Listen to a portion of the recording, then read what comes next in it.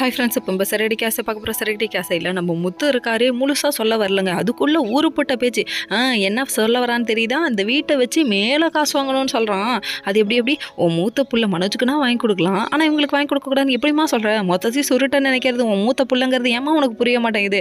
இதெல்லாம் ஒரு பக்கம் இருக்க, அவங்க பேசினா கூட தாங்கிக்கலாங்க. அந்த மனோஜ் பையன் பேசுகிறத பார்க்கணுமேடே, மூத்த முட்டாளே ஏதாவது பேசுனா டென்ஷன் ஆகிடும் அப்படிங்கிற மாதிரி இருக்குது. அதுக்கப்புறம் இவரு ஒரு பக்கம் என்ன சொல்கிறாருன்னா, வாங்கி கொடுத்து மூழ்கிடும்ப்பா, உனக்கு வாங்கி கொடுக்கும்போது தெரியலையா ஒன்றும் அப்படிங்கிற மாதிரி ஆயிடுச்சுங்க. அதுக்கப்புறம் நம்ம மீனா ஒரு பக்கம், இவர் கண்டிப்பாக அந்த வார்த்தையை மட்டும் சொல்ல மாட்டாருன்னு சொல்லிட்டாங்க. பேசிட்டிங்களா, பேசி முடிச்சிட்டிங்களா, எல்லாரும் நிப்பாட்டுங்க, நான் சொல்ல வரதை முழுசாக கேளுங்கன்னு சொல்லிட்டு பாட்டிக்கிட்ட காசு கேட்கலான்னு சொல்கிறாங்க. உடனே அமைதியாகிட்டாங்க. பாட்டி தான்ப்பா கரெக்டான சாய்ஸ்ன்னு அவங்க சொல்ல எல்லாரும் ஓகே சொல்லிட்டாங்க. அதுக்கப்புறம் மீனா ஒரு பக்கம், வயசான காலத்தில் அவங்கள தொந்தரவு பண்ணக்கூடாது, நானே ஏற்பாடு பண்ணுறேன்னு சொல்லிச்சு.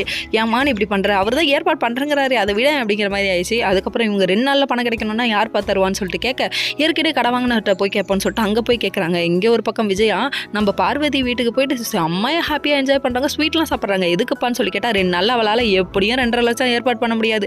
அது எப்படி மருமக தோக்கிறதுல உங்களுக்கு என்னம்மா ஆனந்தம்? வெளியில் அக்கம் பக்கத்தில் இருக்கவங்க ஜெயிக்கலாம், யார் வேணால் தெரியாதவங்க கூட ஜெயிக்கலாம், ஆனால் சொந்த மருமக ஜெயிக்கக்கூடாதுன்னு நினைக்கிறாங்க பாரு. நீ தாண்டா ஒரிஜினல் அக்மார் குத்துன மாமியார் அப்படிங்கிற மாதிரி இருக்குது. இப்படி தான் ரியல் லைஃப்லேயும் இருக்கியா? உங்களுக்கு ஏன் புரிய மாட்டேங்குது அப்படிங்கிற மாதிரி தான் இருக்குது.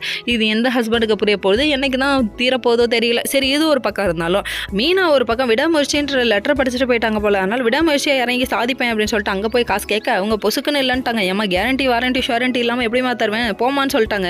சோகத்தில் நடந்து வராங்க. இதை முத்துக்கிட்ட சொல்கிறாங்க. Okay friends.